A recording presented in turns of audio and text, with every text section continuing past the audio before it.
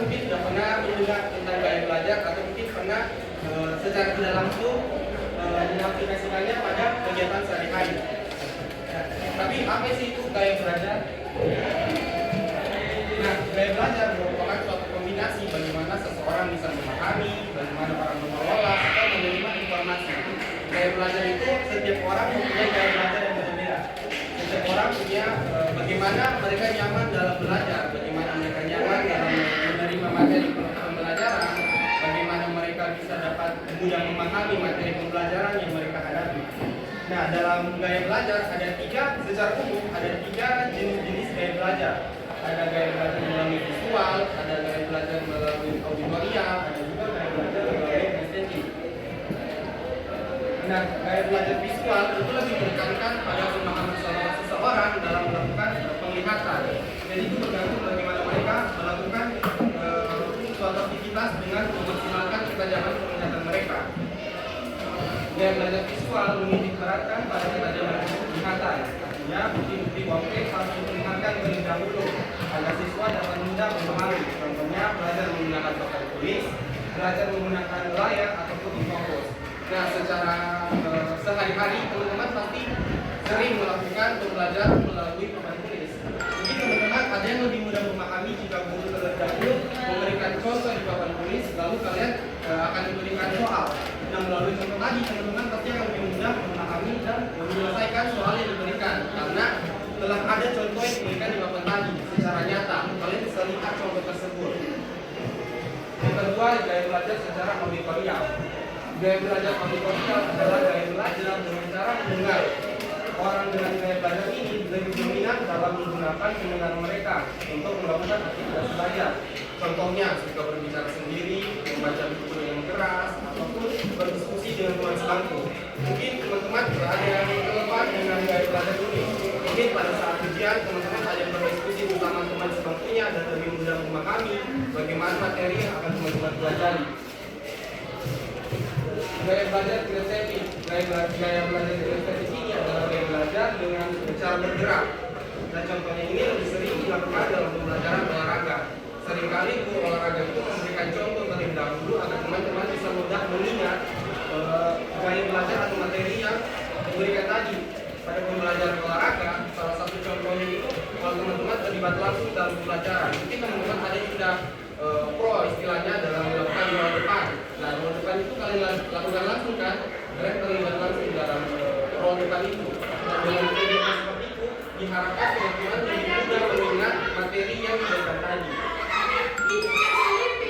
Nah, terus apa sih pentingnya mengenali gaya belajar masing-masing? Gaya belajar itu penting agar membantu seseorang dalam belajar dan juga agar mereka efektif dalam menerima informasi dan juga materi pembelajaran. Yang pertama, efektivitas belajar.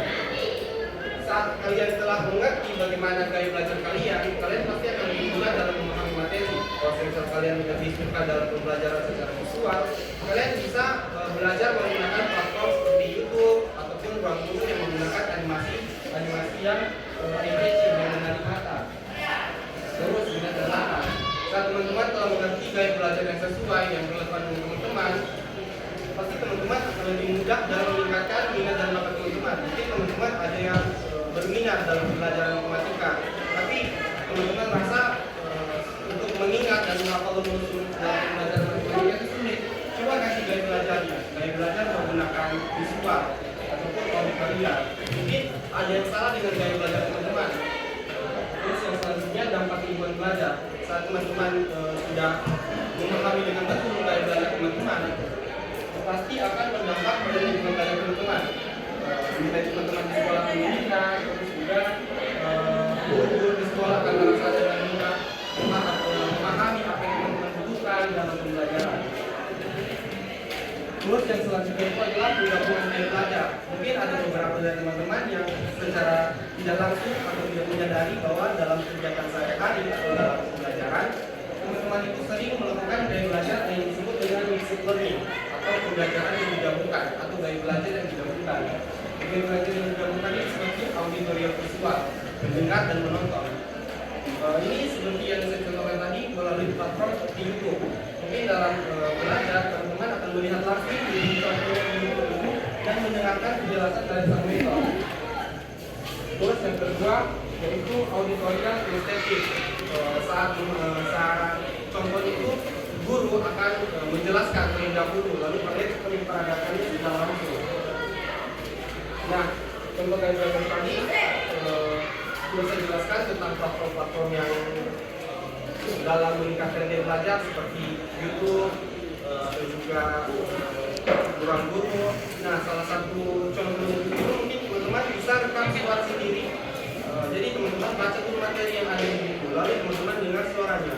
Mungkin teman-teman akan dengan lebih mudah memahami materi yang ingin dipelajari dengan memanfaatkan teknologi seperti tadi.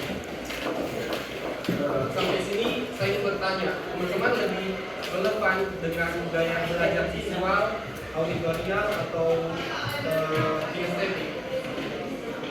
Kalau kamu? Kenapa?